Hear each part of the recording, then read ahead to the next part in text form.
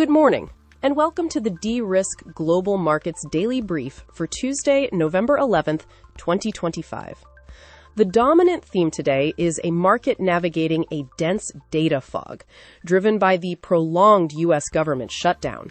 With key inflation reports delayed, investors are latching onto a new, powerful narrative, the prospect of aggressive Federal Reserve rate cuts. This hope is creating some stark cross-asset divergences and a tangible sense of anticipation across global trading desks. Overnight, Asian equities saw some profit-taking after a strong run, while European markets are finding firmer footing. Here in the U.S., futures are pointing to a mixed open.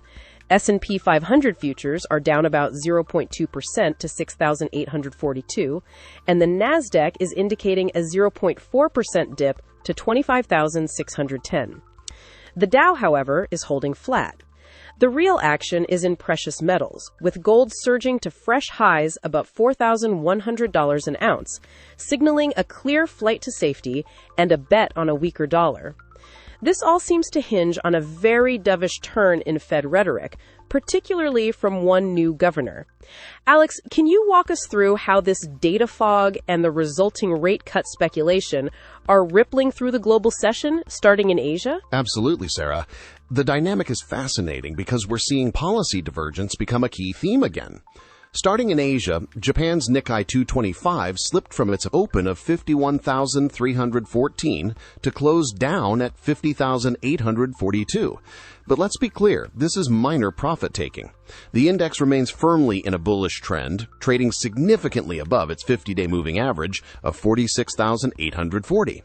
The more important story is the Bank of Japan, which is now openly signaling a greater willingness to hike rates, breaking from decades of ultra-loose policy. This potential for a hawkish BOJ contrasts sharply with the dovish hopes building for the Fed. Similarly, Hong Kong's Hang Seng Index eased slightly to close at 26,696, but it also maintains a strong technical posture well above its 50-day SMA of 26,175. Moving to Europe, the mood was more constructive. London's FTSE 100 rallied, closing up 0.8% at 9,864.57, comfortably above its 9,443 50-day SMA. The move was supported by a resilient services sector, though underlying data on UK productivity remains a concern. In Germany, the DAX held steady, closing almost flat at 23,994.30, just above its 50-day SMA.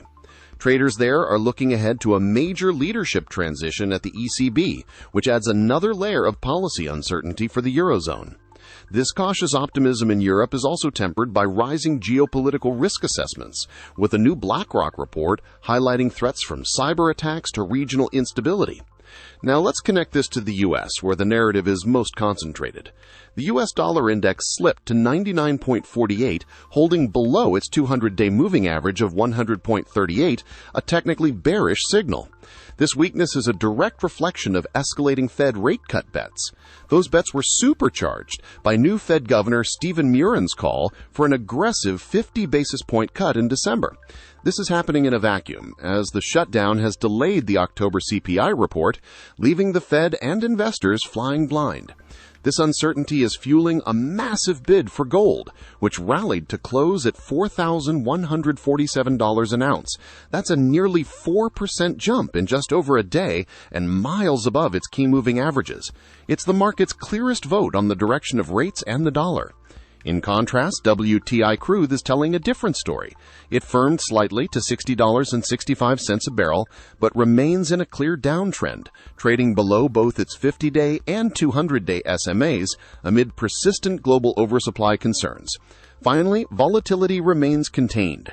The VIX ticked up slightly to 17.91, but a reading below 20 suggests the market isn't panicking. It's repositioning with conviction around this dovish Fed theme.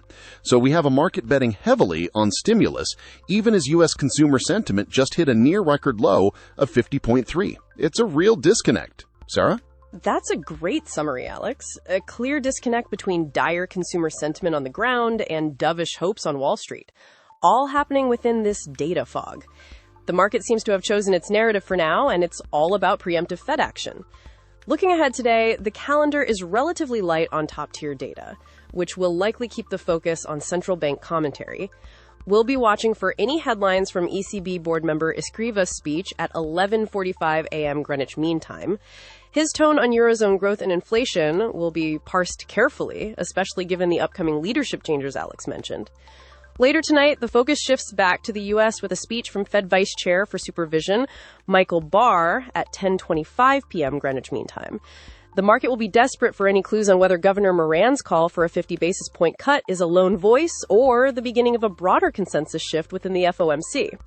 We also get Japanese M2 money supply data, which will be viewed through the lens of the BOJ's increasingly hawkish stance.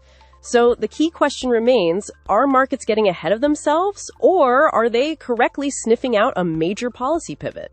We'll be watching closely. We'll leave it there. Thanks for listening to the D-Risk Global Markets Daily Brief.